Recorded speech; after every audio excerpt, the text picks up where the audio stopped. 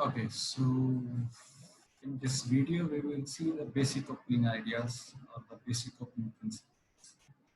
The ideas and principle which we should follow in each and every game. Doesn't matter which game we are playing or what is the situation. These are the fundamental ideas. So first we will see from white and then we will see from black. And we will see some of the most played opening lines so that we are aware of what are the basic. So, so main opening, very famous opening is E4.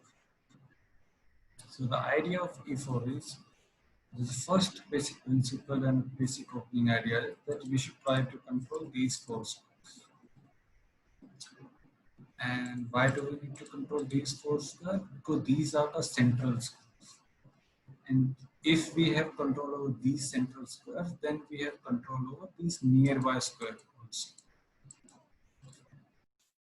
Happen is if you have more number of pieces in the center, then based on the situation you can make a plan and always shift.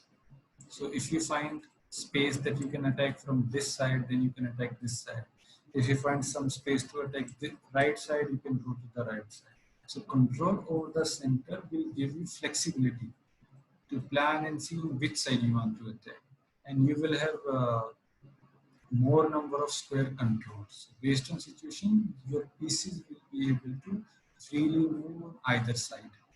So that is the objective behind why to control these four squares.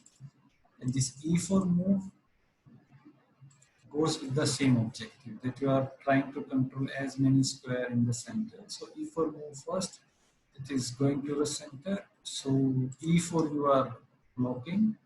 Second, you are controlling the F5 square, you are controlling the D5 square. So already you are controlling two squares.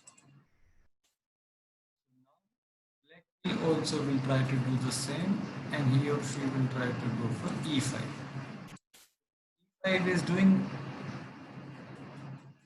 three things. First, it is blocking your pawn, blocking the white pawn from E4. Now you want to be able to push this pawn.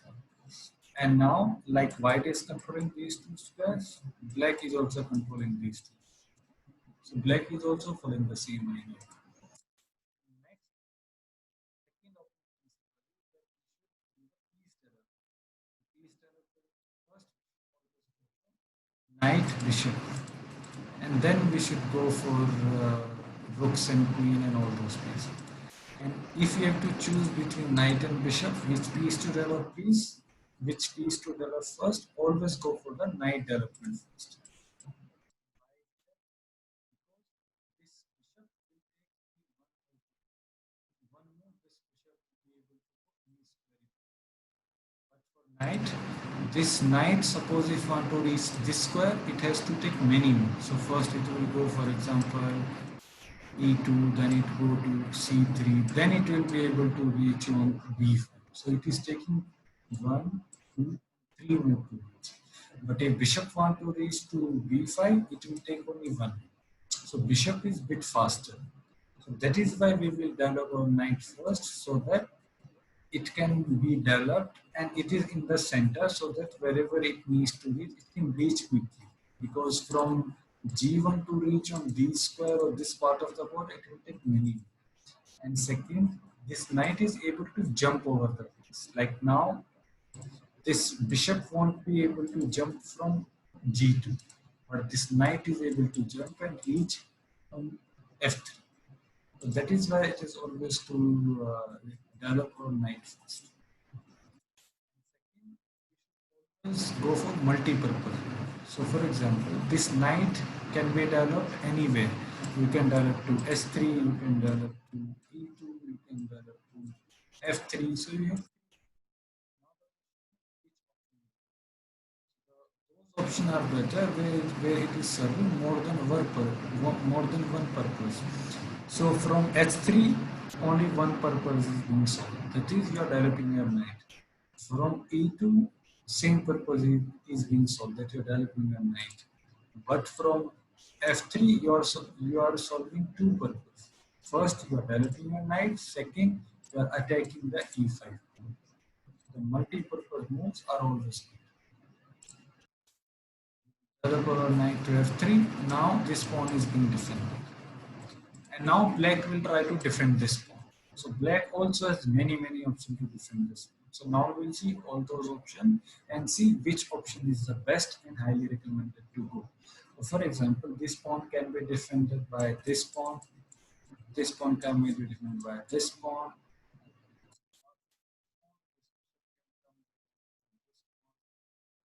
This knight can also come there, defend this pawn. This queen can come there, defend this pawn. So now we'll see what are the strengths and weaknesses of this pawn. For example, if you use this pawn to defend this pawn, you are achieving your objective of defending this pawn. This king is going to castle after some moves this side. Most probably this side and maybe this side also. But if this king is deciding to castle on the king side, which is the right side, then this diagonal is open. Very important for your king safety. Same applies to the white. So these three squares are very important. That's why you should not move this pawn unnecessarily. So if this pawn moves, your purpose is being solved that you are defending this pawn, but your king will become weaker because your king will be on g8 after the castle, and this bishop can give you check. This queen can come there and give you check. Even this queen can come there. So black king will become vulnerable to attack. That's why this pawn is not good for the long term. Okay, same.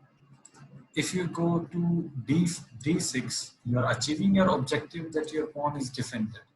But what you are doing is you are blocking this bishop.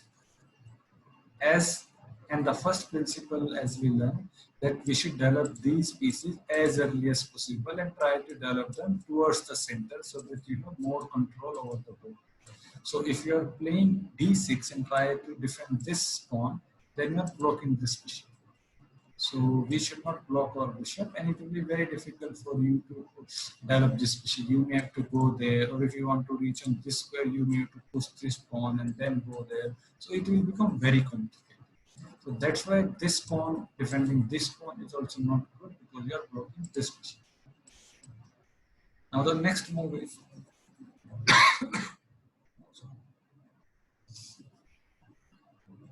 black can go to queen e7 to defend this pawn. The purpose of defending the pawn is being achieved. But what you are doing, you are moving your queen too early into the game. To move your king too early into the game because your queen is very powerful piece. And at the same time, it can be vulnerable to different attack because since it is more powerful, your opponent will try to attack them. So you may have to waste many moves to save your queen and bring it back. You are blocking this bishop. Before developing queen, we should always develop these minor pieces. So bishop, knight, and rooks, these are called minor pieces. And this queen is also called major pieces. So queen and rook is also called major pieces. So these four pieces, bishop and knights are minor, and queen and rooks are major. So you should develop your minor pieces first, and then develop your major pieces. Now the move is knight c6. So knight c6 is the best response. Why it is the best response? First, it is a developing move for knight. Second, you are achieving the target of defending this pawn. And third, it is not blocking anything. This bishop has open diagonal. This pawn can easily move there so that this diagonal become open for the white square bishop. It is neither blocking the queen, so it is not at all blocking any piece, any pawn or anything.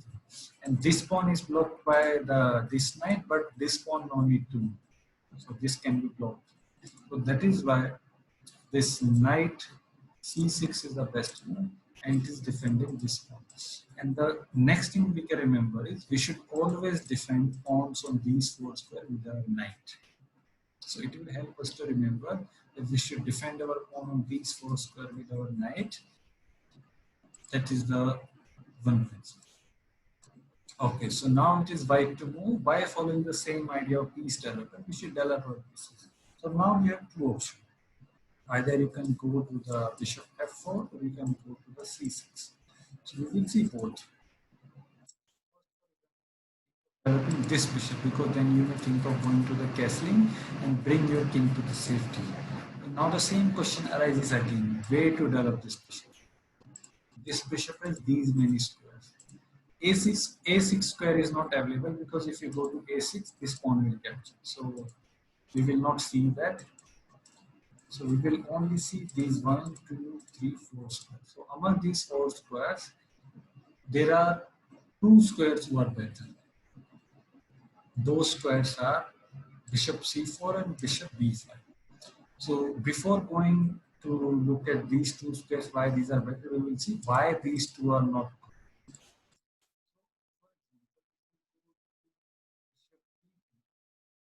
It is not a bad move per se, but it is not, bishop on e2 is not that strong. On this side, it is blocked by this knight. It is yet to enter into the game, yet to go to the center.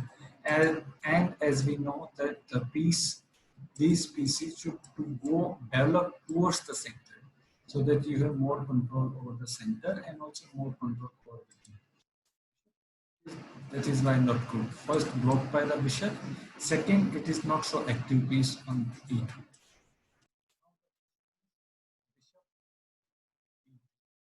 Bishop e3 is also not good because, as you can see, first it is blocked by his own pawn. He can't go there, he can't go backwards. It can only go there and there. And the most important negative impact of this bishop d3 is you are blocking this pawn, because this pawn needs to be moved further on the d3 or d4 so that this bishop can go. So it is blocking the other bishop. That's why bishop d3 is not good.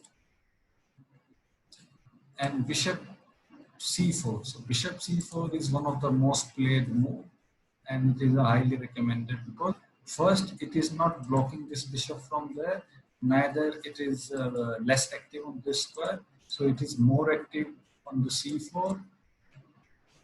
All these diagonals are accessed by this bishop. Second long-term purpose of bishop c4 is that you are keeping an eye on f7. And why f7 pawn is important? Because these 3 pawns act as a shield for the king. So we should always try to break the opponent's shield. So for the long-term purpose, if bishop stays on c4, black will always be need to be careful that we don't attack this. So that is the one target. Bishop b5.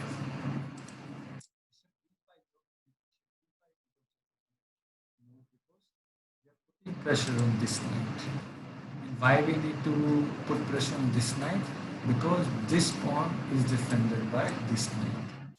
And suppose if we capture this knight, then these pawns has to capture, and then this pawn will become undefended. Then this knight can be used to capture this. So we'll just see. So suppose if black moves to a6. So now you're level, you can simply capture this knight. Now black will capture. Now there is no one to defend this pawn. So you can simply capture. So this is a basic idea. But there is, for if you want to do an advanced thing, still white can get this pawn back. And the move is you can go to queen d4. So from queen d4, what you are doing is you are attacking the knight, you are attacking this pawn. Right now, white has to worry about defending both these two. So most likely, white will go back, and now you can capture this one. And now, white king is in check, and now this queen has to defend. Black queen can capture this queen, then the black king has to capture, and now you will see the black king has moved. So the white king has moved. So now white king lost the castling right. Because one of the conditions in castling is that none of your piece, which is king and rook, should have moved. So black is able to get the pawn back and also exchange the queen. In addition to that, force the white king to move. So now what black will do? He or she will simply develop his bishop and then go for the castle. And then attack this rook from this open file. And this rook may also come on this g4, pin this knight. So it will become very dangerous. Advanced idea which you will get to learn later, but these are the basic idea of developing your bishop either to c4 and c5. I would recommend you for the opening players that bishop c4 is always good. You are not entering into all kinds of complications like I saw. So it's better to just go to the bishop c4. You are developing your bishop, and your knight is also developed. You are keeping an eye on this. Now black can also do the same. So either black can develop his bishop or he can develop his knight. So and if black is listening to us, then he will develop his knight first. Because as we were saying, she develop our knight first before bishop. Because we wanted to castle. So you can change the idea. So right now you see that black developed his knight and at the same time attacking this one. So this is the immediate threat. Apart from principle, we should be very careful in responding to immediate. So now again the same ideas, how to defend this. We have to go back to the same principle that pawn on these four square should always be tried to defend with the knights. Because right now the same idea, you can defend with d3, you can defend with the queen, but both are unnecessary. There is no need to do them right now. As your bishop and knight are undeveloped. So why not find any move of this knight and bishop so that you can develop them and at the same time defend the e4. So right now, knight c3 is the best move because it is a multi-purpose move. We are solving two issues. First, we are developing the knight. Second, we are solving immediate threat, which is this pawn on e4. We are defending that. So this is how you should do in the opening. Develop your pieces, defend your pawn with the knight, and see what happens. So now black will also try to develop this bishop there to keep an eye on this f2 square because like f7 is important for the black. By the same idea, f2 is important for the white. So black will also try to do the same, develop this bishop and then go for the castle. Now, when you have this kind of attack, or not attack, or at least a threat, you should always go for the king safety. So the king safety is just go for the castle. And now your rook is defending, your king is defending. These three pawns are acting as a shield for your king. So now white king is a bit safe, so no need to wait. So now black will also do the same. The basic opening principles. So when you are playing against a good player, you will see they are doing less number of mistakes. So you have to be very perfect in each and every calculation. Okay, so now you see you have three pieces developed. This bishop is not developed. And you can only develop this bishop when this pawn moves. So you can go to d3 or d4 or so we will see all those moves. Today we will only see the safest move, which is d3. By d3, what you are doing is first you are opening this diagonal where you like, and you are also providing one more defense for this pawn because earlier this pawn is only defended by this knight. So why to tie down our pieces for the defense? So now this pawn will be defending this pawn. This knight will become free.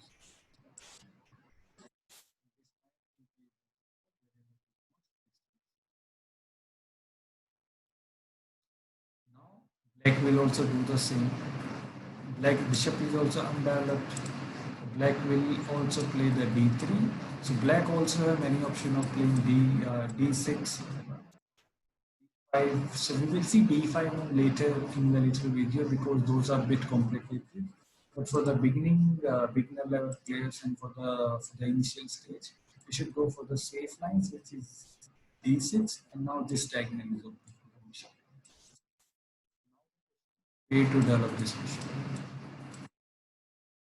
This square is not available because of this one, so that we will not even consider.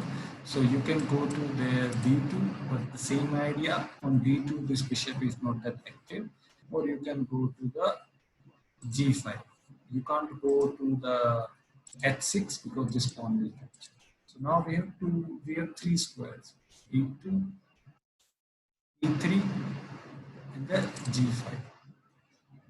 So in these three squares, one square is where black can capture.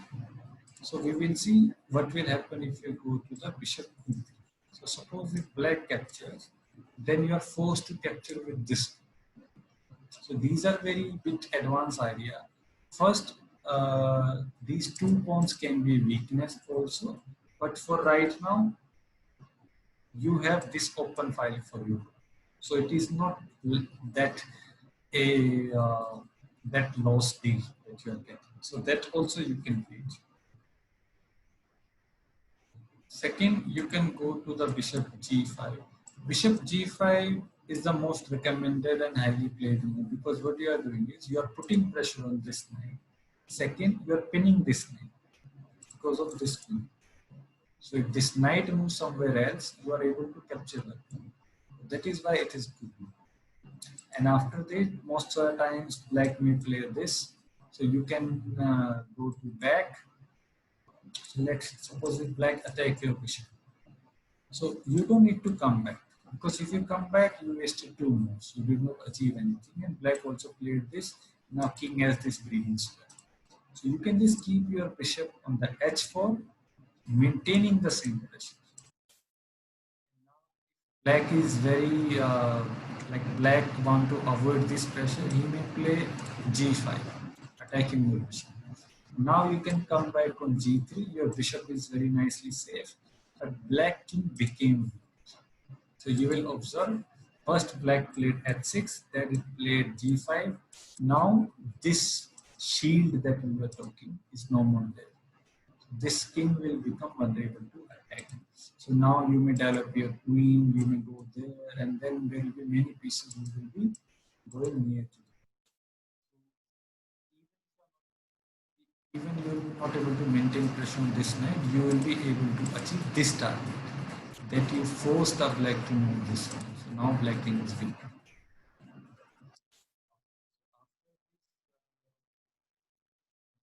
Black can also do the same, because he also needs to develop this bishop, and he can also develop by the same idea.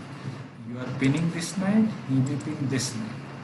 So now this bishop is putting pressure on this knight and also on this queen. Because if this knight moves, then the queen will be lost. Okay.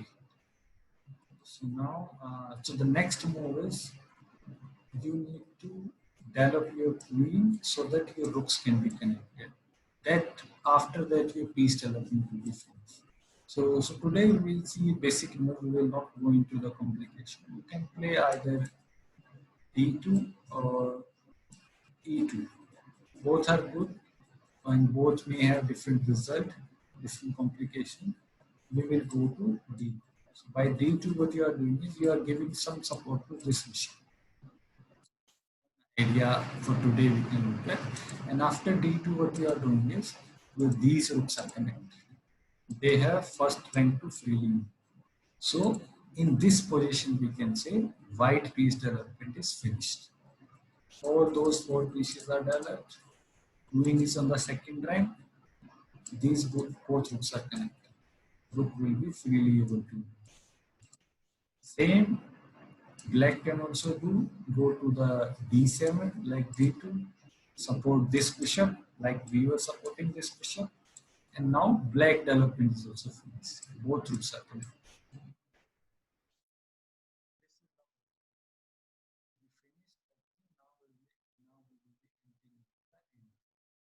This is the ideal structure we should always try to reach. Black was maybe listening us, that is why he played exactly by following the same idea. But if you're playing against some different opponent, and if they don't know these ideas, they may play some random moves. They may play everything. So don't get bothered what they are playing. If they are doing some blunder, just capture those pieces, punish them.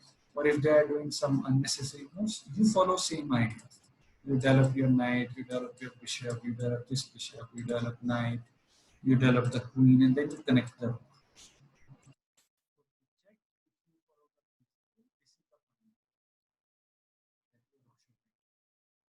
These are the opening ideas. So we will just conclude this video by revising all those ideas. First opening idea is you should control the center. These four square you should try to control. Second opening idea is you should develop your knight first before bishop because they are very slow to move and they can jump the pieces. That's why it is good to develop knight first. Third idea is these pawns on these four squares should always be defended by knights because knights will be there for longer period of time and they can play very nice role in defending these.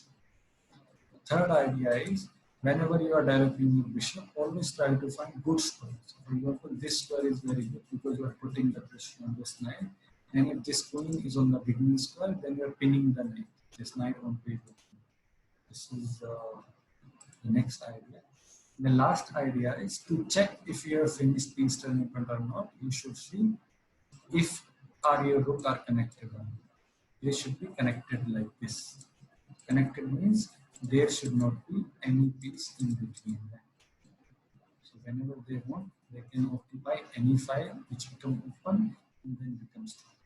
And the same idea apply for the black. So if you are playing black or white, you have to follow these basic ideas. And when you become very and don't forget these ideas, then you can go for the higher level and the complicated. But these are the foundational ideas. From these ideas, you can develop more.